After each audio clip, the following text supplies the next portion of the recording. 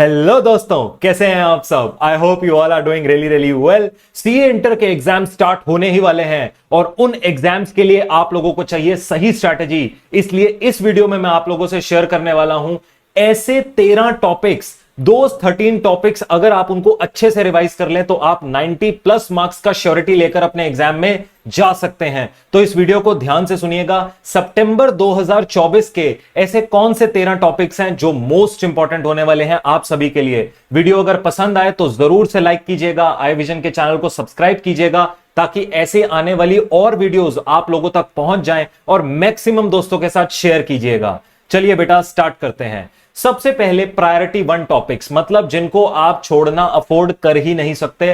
5 ऐसे टॉपिक्स हैं: amalgamation, consolidation, schedule 3, internal reconstruction and buyback. Sir ये 5 ऐसे टॉपिक्स हैं जो 50 मार्क्स का कवरेज आपको आपके एग्जाम में देंगे। जी हां बेटा, ध्यान से सुन लीजिए। अमेलगमेशन कंसोलिडेशन का क्वेश्चन पक्का आने वाला है 14 मार्क्स का, और शेड्यूल 3 और इंटरनल रिकंस्ट्रक्शन में से कोई एक आपको टॉपिक देखने को मिल सकता है 14 मार्क्स के लिए। और बायबैक के क्वेश्चंस आपको मोस्ट लाइकली देखने को मिलेंगे बेटा एमसीक्यू फॉर्मेट में, जहां पर आपके जो इनिशियल केस बेस्ड एमसीक्यूज हैं वहां पर बायबैक का क्वेश्चन 8 मार्क्स का आपको देखने को मिल सकता है। तो अगर आप ये 5 टॉपिक्स अच्छे से कर लेते हैं तो ये आपको 50 मार्क्स का कवरेज देता है। इन 5 टॉपिक्स को करने के बाद अब चलते हैं अपनी प्रायोरिटी 2 लिस्ट पे। सर ऐसे कौन से टॉपिक्स हैं जो इनके बाद हमें करने हैं। अगले 5 टॉपिक्स बेटा आपके लिए होने चाहिए: cash flow statement, investment account, AS16 यानी बोरोइंग कॉस्ट वाला chapter, branch accounting and AS2 यानी इन्वेंट्रीज वाला टॉपिक। सर ये 5 टॉपिक्स अगर आप फर्दर अपने पास कर लेते हैं तो इसके अंदर आपको और 34 मार्क्स का कवरेज मिलता है। सर ये वो टॉपिक्स हैं जहां से आपको पक्का क्वेश्चन एग्जाम में देखने को मिलेगा ही मिलेगा। इन टॉपिक्स को छोड़ने की गलती मत करिए। ये टॉपिक्स या तो प्रैक्टिकल क्वेश्चन, सब्जेक्टिव क्वेश्चन में आ जाएंगे, या फिर ये जो टॉपिक्स हैं आपके पास केस बेस्ड सिनेरियोस के अंदर इंस्टीट्यूट आपसे जरूर पूछेंगे। तो सर ये प्रायोरिटी 1 प्रायोरिटी 2 लिस्ट जो है इसको तो आप बिल्कुल भी अपने पास एक भी टॉपिक को छोड़ना अफोर्ड नहीं कर सकते।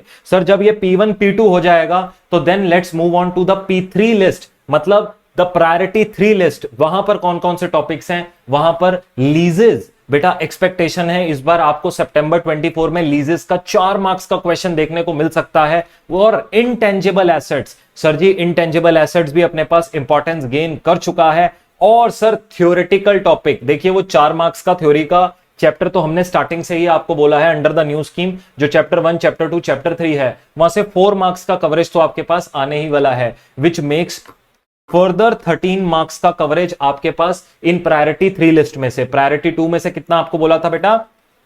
34 मार्क्स का कवरेज आपको यहां से प्रायोरिटी 2 लिस्ट में से बोला था। तो 50 प्लस 34 84 मार्क्स और 13, मतलब मोटा मोटा हमने आपको 90 प्लस मार्क्स का कवरेज आपको बता दिया कि ये 13 टॉपिक्स हैं जिनको आप अच्छे से कर जाइए। इन 13 टॉपिक्स के अंदर आपके पास आपका 90 प्लस मार्क्स का पेपर जो है आपको वहां पर देखने को मिलेगा।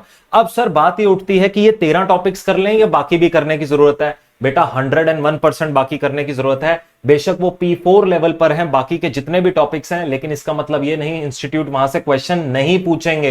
ये एक्सपेक्टेशन है, याद रखिएगा बेटा, ये एक्सपेक्टेशन है कि इन 13 टॉपिक्स में से पक्का पेपर आएगा ही आएगा।